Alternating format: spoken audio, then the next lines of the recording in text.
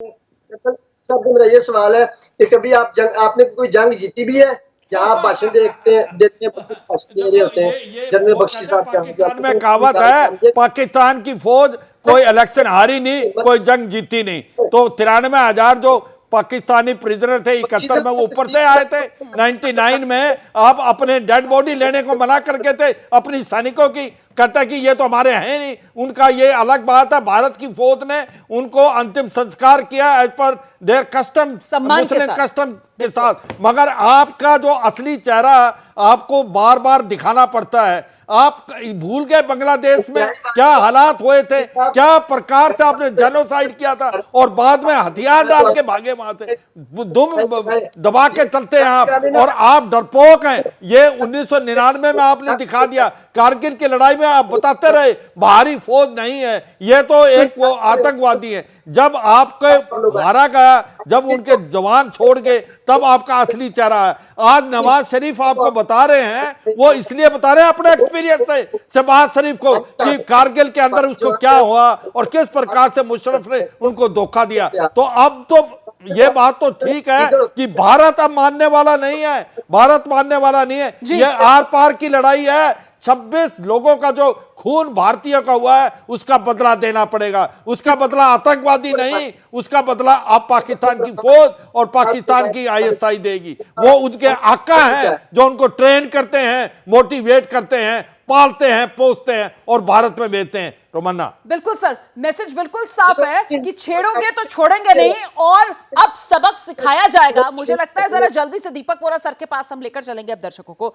दीपक Vora sir से जानते हैं सर, यहां पर किस तरीके के कूटनीतिक विकल्प तलाशे जा रहे होंगे, किस तरीके से सैन्य विकल्प तलाशे जा रहे होंगे। 2025 1971 रिपीट होगा सर?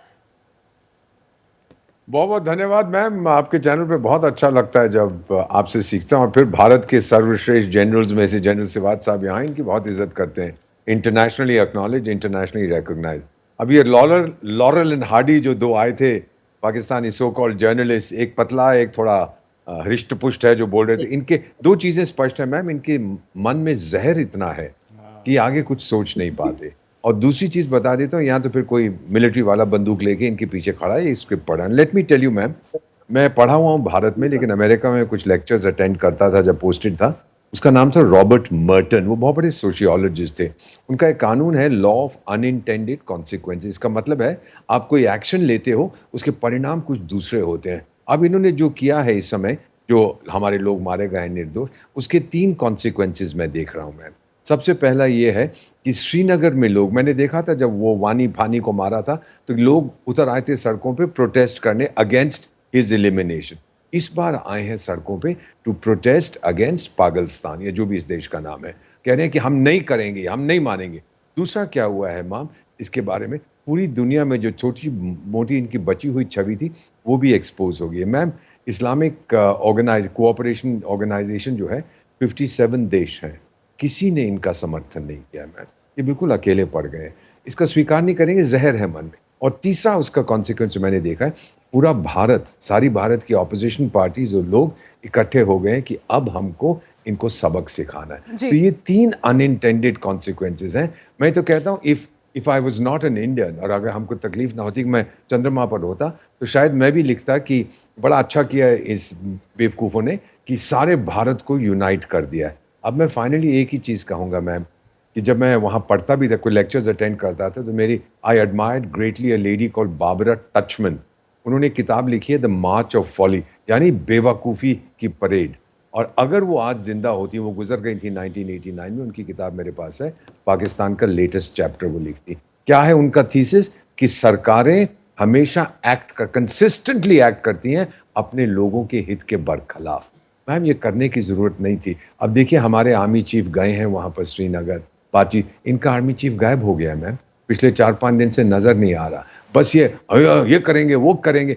मैम ये मैच्योरिटी नहीं होती हर चीज में। हमारे पास न्यूक्लियर वेब, मैं आपको एक चीज और बताता हूँ। जब मैं न्यूयॉर्क में पोस्टेड था ma'am, just give me one more minute, New York में पोस्टेड था, तो इनके एक मंत्री होते थे, आजकल जेल में है, विदेश मंत्री, कुरैशी था उसका नाम था। उसको पूछे कि साहब आप चाय पियेंगे, कॉफी पियेंगे? हमारे पास न्यूक्लियर वेपन है। मैंने कहा सर मैं पूछ रहा हूँ कितनी चीनी लेंगे कॉफी में? हमारे पास न्यूक्लियर वेपन है। उसको वहां सब लोग हंसी मजाक में न्यूक्लियर कुरैशी कहते थे। ये इस टाइप की बेवकूफ, you don't threaten to use nuclear weapon. हमने किया, हमने आपको धमकी दी, किसी को धमकी दी। लेकिन मैडम, इन जर्नलिस्ट से बात करने की कुछ जरूरत नहीं है मैम। आपकी तरह इनका दिमाग खुला नहीं है। They are not open to new ideas. ये बंद हो चुके हैं सर, ये इनको रहते एक्सपोज हैं करना लेकिन वाकई में बहुत जरूरी है। इसीलिए एक बार फिर से मैं सरदार तैयब खान के पास लेकर चलूंगी, पाकिस्तानी पत्रकार हैं।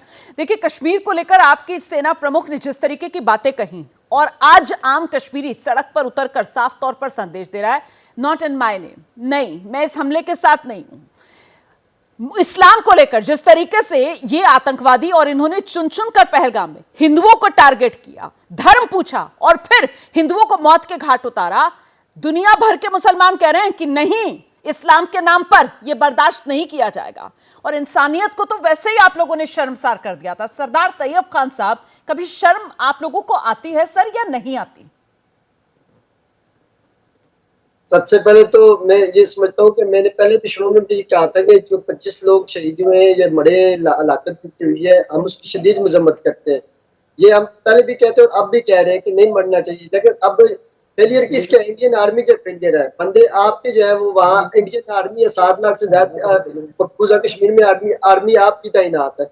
तो फेलियर तैयब खान साहब, और वो जो हमारी जमीन पर आप लोग कुंडली बैठकर मारकर बैठे हुए हैं पीओके में, वहां पर जो आतंकवाद के ढांचे फल फूल रहे हैं, और आपका जो एस्टैब्लिशमेंट है वो जिस तरीके से इन आतंकवादियों को बढ़ावा देता है। अभी अभी मैंने जिक्र किया, आप ही के सेना प्रमुख आसिम मुनीर, वो कहते हैं कश्मीर शहरग है, वो ये कहते हैं कि साहब हिंदू और मुसलमान साथ में नहीं रह सकते हैं, वो कह रहे हैं कि जो द्विराष्ट्र सिद्धांत है वो बिल्कुल सही है। सर, वो इतना जहर जो फरते हैं, वो जो लोगों को गुमराह करने का काम करते हैं, और आप तो खुली छूट दे देते हैं सर। मतलब इमरान खान सलाखों के पीछे है, इमरान खान सलाखों के पीछे है, लेकिन हाफिज सईद कहां है?